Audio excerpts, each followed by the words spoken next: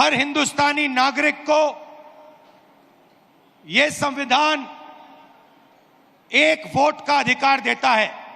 ಪ್ರತಿಯೊಬ್ಬ ಭಾರತೀಯ ಪ್ರಜೆಗೂ ಕೂಡ ಈ ಸಂವಿಧಾನ ಪುಸ್ತಕದ ಮುಖಾಂತರವಾಗಿ ಒಂದೇ ಒಂದು ಮತದ ಹಕ್ಕು ಎಲ್ಲರಿಗೂ ಕೂಡ ಕೊಡುವಂತದ್ದು। पिछले चुनाव में बीजेपी ने कहा, मोदी जी ने, इनके नेताओं ने इस पर आक्रमण किया।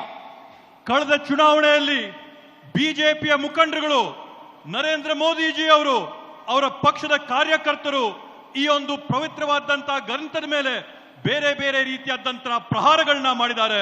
हिंदुस्तान की संस्थाओं को खत्म करके इस पर आक्रमण किया।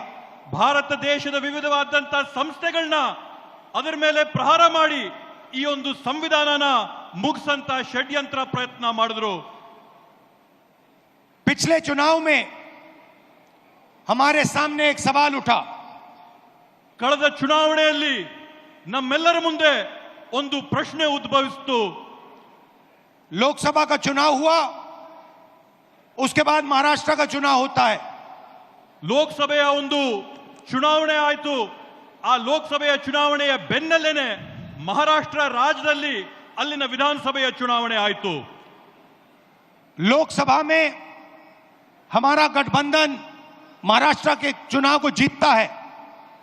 ಮಹಾರಾಷ್ಟ್ರದ ಲೋಕಸಭೆಯ ಚುನಾವಣೆಯಲ್ಲಿ ನಮ್ಮ ಇಂಡಿಯಾ ಮೈತ್ರಿಕೂಟ ಅಲ್ಲಿರ್ತಕ್ಕಂಥ ಚುನಾವಣೆಯಲ್ಲಿ ಜಯನ ಸಾಧಿಸುತ್ತೆ। और फिर 4 महीने बाद बीजेपी महाराष्ट्र में विधानसभा जीतती है।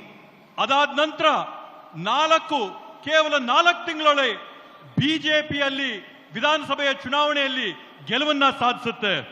आश्चर्यजनक नतीजा था। ಇವತ್ತು ಅದರ ಪರಿಣಾಮ ಏನಾಗಿದೆ? हमने पता लगाया तो पता लगा कि 1 करोड़ नए वोटरों ने वोट किया विधानसभा में। ಇವತ್ತು ನಾವು ಆ ಒಂದು ಫಲಿತಾಂಶದಲ್ಲಿ ಪತ್ತೆ ಹಚ್ಚಿದ್ದೇನಂತಂದ್ರೆ ವಿಧಾನಸಭೆಯ ಚುನಾವಣೆಯಲ್ಲಿ ಹೊಸದಾಗಿ 1 ಕೋಟಿ ಜನ मतदान ಮಾಡಿದ್ದಾರೆ ಅಂತ ಹೇಳಿ।